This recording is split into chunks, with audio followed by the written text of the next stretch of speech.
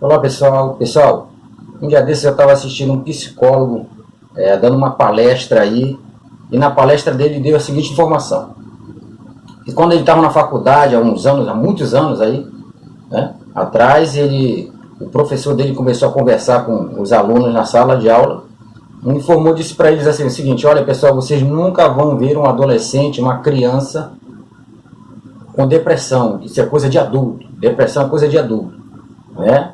E nessa palestra dele ele informou que esse paradigma que ele aprendeu lá atrás foi quebrado, né? Hoje em dia a gente vê uma escalada aí, né, descomunal dessa situação que está acontecendo com a gente. E a informação que eu tenho para dizer para vocês é muito triste. De 3 anos para cá, de 2015 a 2018, a escalada da depressão entre jovens e adolescentes aí aumentou 115%.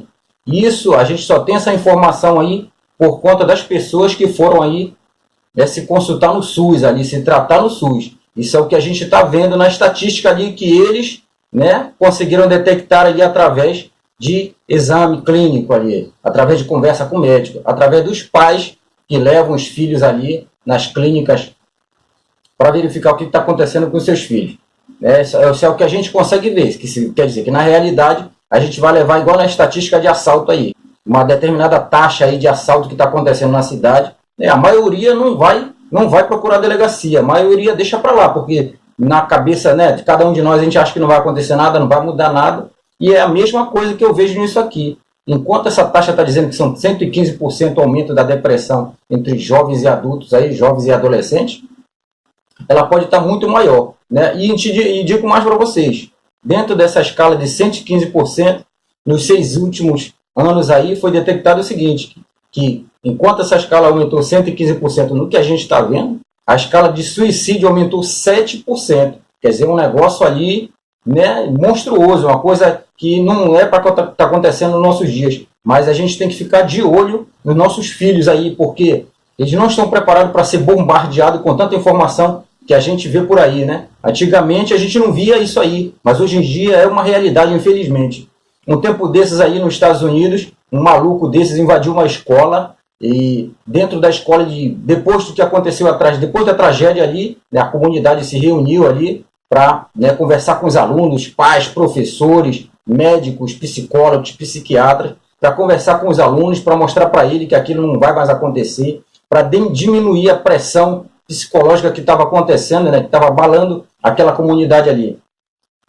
E pasmem todos vocês aí, não foi divulgado na mídia. Não foi divulgado na mídia. Na mesma semana, depois que acabou a palestra, que todos os pais já tinham conversado com os filhos, que os psicólogos já tinham conversado com todos os alunos, isso aqui não apareceu aqui, para a gente, aqui na mídia, aqui não apareceu. Né? Ficou calado, porque é uma coisa que não interessa para eles. Depois dessa palestra que os pais tiveram, que os psicólogos tiveram com os alunos, diversos alunos se suicidaram. Eles não conseguiram suportar essa pressão toda aí, a pressão de perder os amigos, né? A situação de terror ali que eles passaram dentro da escola. Quer dizer, nós, os adultos, eles têm que estar, a gente tem que botar na cabeça que as crianças, elas não têm condições, elas não têm estrutura para suportar determinadas coisas. De vez em quando a gente costuma ouvir pais dizer assim, não, porque o meu pai é meu filho, é porque meu filho é cabeça. Não tem nada de cabeça, entre adolescente e jovem, ele não tem estrutura para suportar determinadas coisas que a gente às vezes suportava lá atrás. Né? A pressão dos pais, às vezes, até ajudava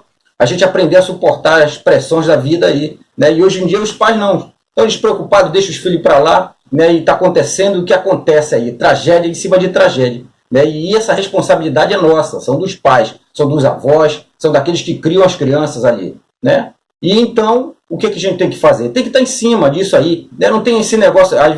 Uma coisa muito interessante que eu vejo é o seguinte: os filhos hoje em dia são independentes, né? Eles têm senha da internet, senha para tudo. Os pais não conseguem ver nada. E aí, às vezes ele não sabe nem o que está acontecendo na vida da criança. Quando ele começa a abrir o olho, já aconteceu uma tragédia aí que ele não consegue mais fazer nada. Então essa é a hora da gente despertar e parar com esse negócio de achar que o nosso filho tem estrutura para aguentar carga de pressão aí, né? Qualquer coisa, os amiguinhos hoje em dia na mídia aí posta qualquer coisa que a criança, o adolescente ali não tem estrutura para suportar e acontece uma tragédia. Né? E os pais ficam ali, meu filho, ele tem condições, ele não tem condições de suportar nada, a gente tinha que acordar para isso.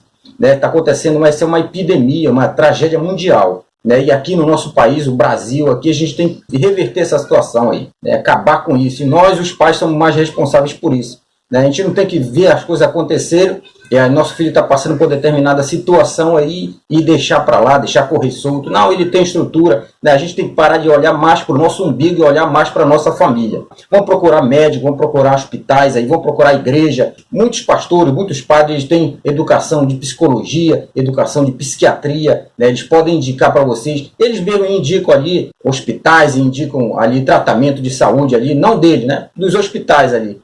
Pessoal, nós temos que acordar para essa situação aí. A gente não vai deixar acontecer dentro da nossa casa o que está acontecendo na casa do nosso vizinho. Nós somos os maiores responsáveis por essa situação, né? Não vamos deixar que isso aconteça, que chegue na nossa casa. Porque depois que aconteceu, não tem mais jeito. É só choro. É só choro que vai acontecer, é só isso, né? E antes que aconteça isso na nossa casa, a gente tem que despertar, começar a voltar àquelas tradições que antigamente nossos pais faziam, ali de almoçar todo mundo na mesma mesa, né, conversar com os filhos. Hoje em dia os filhos ficam trancados dentro do seu quarto, a gente não sabe o que está acontecendo, não sabe com quem eles estão conversando e acha que o filho, porque ele está dentro de casa. Essa é a ideia que hoje a gente tem. O filho está dentro de casa porque a rua está muito perigosa, aí, né, a criminalidade aí tomou conta das cidades aí, e a gente acha que está tudo bem porque ele está dentro de casa, né? Mas a gente não sabe quem está na tela conversando com ele. Esse negócio de deixar para lá, deixa que o meu filho está dentro de casa e está seguro, a gente não sabe o que ele está recebendo, a gente não sabe qual a informação, com quem ele está conversando, né? Se for um pedófilo, um miserável, um criminoso aí, querendo ludibriar a criança,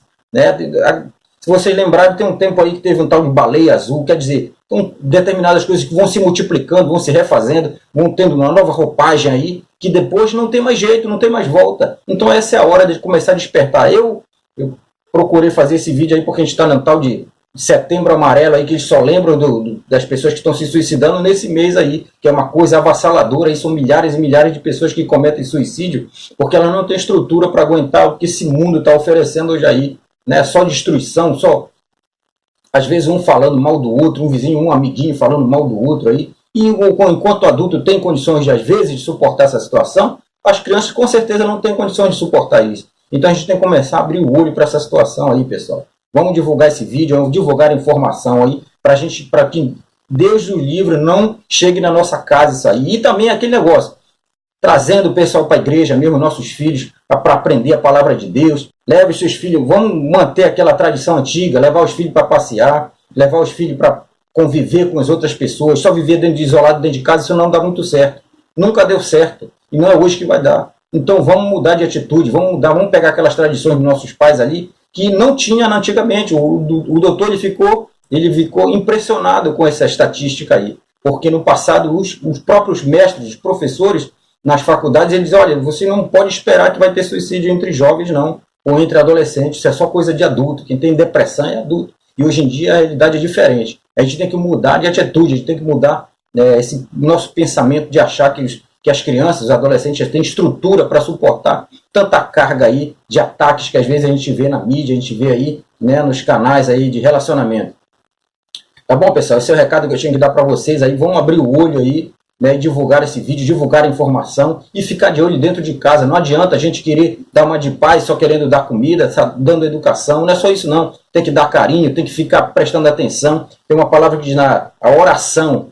A oração, se a gente for dividir, ela é dividida em duas partes, orar e ação. A gente tem que fazer a nossa parte, de achar que só Deus que tem que fazer tudo para nós. Às vezes acontece uma tragédia e a gente fica dizendo, por que Deus não me ajudou? Porque a gente não fez a nossa parte. A gente é o maior responsável pela nossa família, somos nós mesmos. Nós que somos responsáveis, os principais responsáveis por tudo que às vezes acontece dentro de casa. Então a gente tem que dar em cima, deixar a preguiça de lado, né? Porque eu acho que a maioria das vezes é preguiça. Pensa que criar filho é só dar pão e água e dar um lugar para dormir, dar uma escola, a melhor escola do mundo, e não sabe o que a criança está passando ali. Se você quer que o seu filho viva 100 anos aí, você tem que fazer a sua parte, não achar que só você deu pão e água para ele e o resto está tudo certo.